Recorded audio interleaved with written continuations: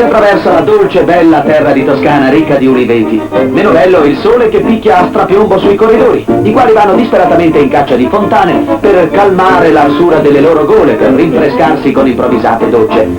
Si potrebbe pensare a una tappa sonnacchiosa, condotta dalla tour turistica col gruppo intento a piacevoli conversazioni.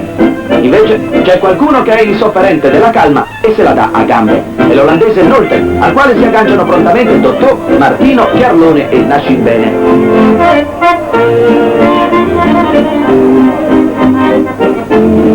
Questi 5 uomini danno vita ad un episodio davvero rimarchevole, rimanendo in fuga per oltre 200 chilometri.